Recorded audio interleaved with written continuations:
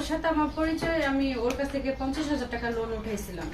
Loan উঠাইবার পরে ও আমাকে বিয়ের প্রলোভন দেখাইছে, তারপরে আমার সাথে একাধিকভাবে শারীরিক মেলামেশা করছে।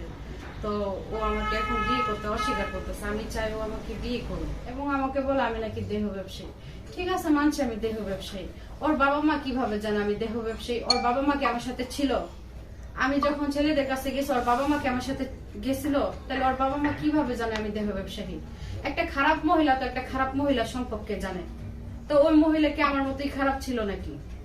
ধন্যবাদ। আমি আছি নেত্রকোনা মোহনগঞ্জ থেকে, আমার বাড়ি নেত্রকোনা মোহনগঞ্জ থানা। আমার একটা প্রেমের সম্পর্ক ছিল একটা ছেলের সাথে। আমাদের মোহনগঞ্জের ছেলেটা চাকরি করতো এনজিওতে।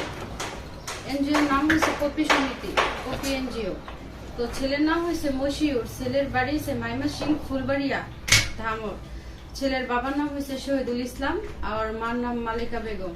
মানে আপনার সাথে শুরু থেকেই সম্পর্ক নাকি আপনার কোনো আশা দিয়েছিল? না, শুরু থেকেই না, মানে লোনের মাধ্যমে তার সাথে আমার পরিচয়। লোনের মাধ্যমে? হ্যাঁ, লোন উঠাইছিলাম, 50,000 টাকা লোন উঠাইছিলাম। তারপর একটা কোম্পানি যখন লোন দেয় তখন তো ওই সদস্যটা সবকিছু অ্যাড্রেস যাই না একটু দেয়, না যাই না তো লোনটা দেয় না। তো জানতো যে আমার স্বামী না, আমি একজন ডিভোর্সি নারী এবং আমার একটা মেয়ে বাবু আছে।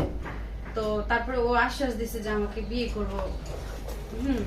তখন আমি বলছি যে আপনি যেহেতু বিয়ে করেন নাই, আপনি আমাকে কিভাবে বিয়ে করবেন? তো আপনি পরিবারকে নিয়ে আসেন। আমার পরিবারকে নিয়ে আসবো সময় সুযোগে, তা আমি তোমার অনেক পছন্দ করি। এইভাবে মানে একাধিক তার মানে প্রেমে আমি প্রথম করতে চাই নাই, সে আমাকে বাধ্য করছে তার প্রেমে করাইবার জন্য, তাকে ভালোবাসতে।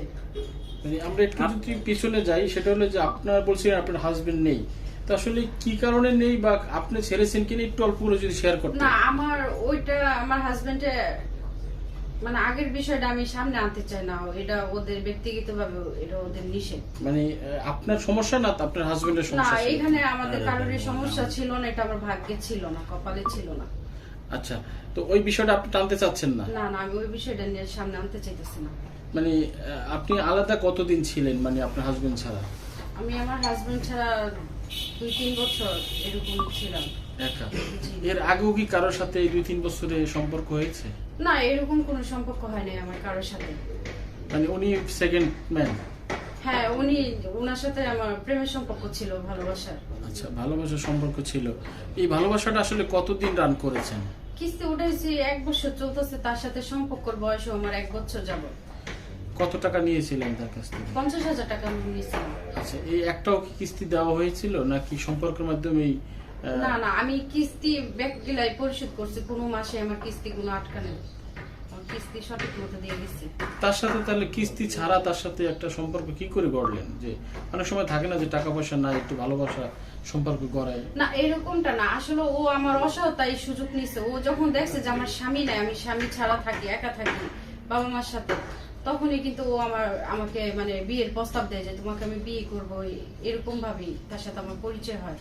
তখন তো আমি মানে তাকে ভালোবাসতে চাই না, সে কিন্তু অ্যাকচুয়ালি আমাকে কিন্তু জোর পূর্বক করছে যে ভালোবাসতে হবে এরকম। আচ্ছা, সেই ছেলের পরিবার সম্বন্ধে বা পরিবারের বিষয়ে কিছু জানতেন আপনি আগে থেকে? না, ওই ছেলের পরিবারের সম্পর্কে আমি জানতাম না। তখন আস্তে আস্তে ছেলের সাথে সম্পর্ক হওয়ার পর আমি জানতে পারছি যে ছেলে মানে বিয়ে করে নাই। ছেলেও বলছে যে আমি বিয়ে করি। তখন বলছি যে আমি একটা বিবাহিত মেয়ে, ডিভোর্স, আমাকে কি তোমার পরিবার মেনে নিবে? পরিবারের তো সংসার করবো না, সংসার করবো আমি। তারপরেই মানে এইভাবে তার সাথে আমার সম্পর্কতে আগানো। আচ্ছা, এই যে দীর্ঘদিন ছিলেন 6 মাস 1 বছর তার সাথে, আপনার এলাকাবাসী আসলে এই বিষয়টা জানতো? এলাকাবাসী মানে ওকে যে আমি ভালোবাসি এইটা এইভাবে জানতো না, যেহেতু ও আমি যে এলাকায় থাকতাম ওই এলাকাটা তার কেন্দ্র ছিল, ওখান থেকে সে কিস্তি কালেকশন করতো। তো প্রতিদিনে যাতায়াত করতো, আসা যাওয়া করতো, এটা এলাকাবাসী এটা খারাপ চোখে নিত না, ওকে সবাই চিনে যে কিস্তির জন্যই তো আসে। আচ্ছা, আপনার বাসায় কতদিন ছিল সে? আমার বাসায় কতদিন পার্মানেন্ট ছিল না, মানে সে আসা যাওয়া করতো, মানে একটা টাইম একাধিকবার অনেকবার আসছে সে আমার বাসায়। আসছে রাত যাপন করতো সে? রাত যাপন ও করছে, তারপরে দিনে আসতো, আবার সন্ধ্যাবেলা আসতো, আইসা আবার চলে যেত। মানে একটা বিন পুরুষের আপনি একটা রাত বা 2টা রাত এভাবে একাধিক রাত আপনি একসাথে ছিলেন, এটা আপনার সাথে আপনার কি ভুল ছিল না? হ্যাঁ, ভুল তো মনে করেন, ভালোবাসলে এখানে তো তখন একটা মানুষের অন্ধ বানায় না, বুঝছেন, ভালোবাসা অন্ধ বানায় না। তখন তো বলে যে ভালোবাসলে অনেক কিছু করতে হয়। আচ্ছা, তো এই যে ভালোবাসাটা এখন আসলে কি নিয়ে তার সাথে একটু ঝামেলাটা শুরু হলো? এখন মানে সে আমাকে ভালোবাসে তো আমার সবকিছু জানি না শুনে, এখন সে আমাকে বিয়ে করতে অস্বীকার করে এবং তার বাবা মার মানে করতেছে যে তার বাবা মা মাইনে নিব না এই বিষয়টা, আমি বিবাহিত যেহেতু। আমার কথা হয়েছে তাহলে আগে তোমার বাবা মা কোথায় ছিল, আগে তোমার বাবা মা দেখে শুনে তারপরে তুমি আমার সাথে সম্পর্কটা আগাইতা। আর এছাড়া এখন আমি এই ঝামেলাটি করার পরে আমি যখন ও আমাকে বিয়ে করতে চাই না, ওর পরিবার আমাকে ওদের এলাকাতে নিয়ে গেছিল ফোন দিয়া, আপোষ মীমাংসার কথা বললে যে আসো তোমার বিয়ে করাবো। তখন আমি ওর পরিবারের কথা মতো যাই, ওখানে আমার মামাতো বেড়ে নিয়ে তারপর আমাদেরকে একটা রুমের ভিতরে আটকায় বলতেছে যে এখানে ইস্টামে সাইন কর। পরে বলছি ইস্টামে কেন সাইন করবো, ওই ছেলের সাথে তোমার অন্তরঙ্গের ছবি ভিডিও যা আছে এগুলা সবকিছু ডিলিট করে দিবা, আর ছেলের সাথে কখনো মশুরের সাথে যোগাযোগ রাখবে না। তখন ওনারা যেহেতু একটা রুমের ভিতরে আটকায় চাপ সৃষ্টি দিতেছে, তখন তো আমাদের ভয়ও লাগতেছিল, খুনের হুমকি দিতেছে। যদি ওনাদের প্রস্তাবে রাজি না হয় আমাদেরকে বলছে যে মাদক দিয়ে থানাতে ধরায় দিব, ফুলবাড়িয়া থানাতে।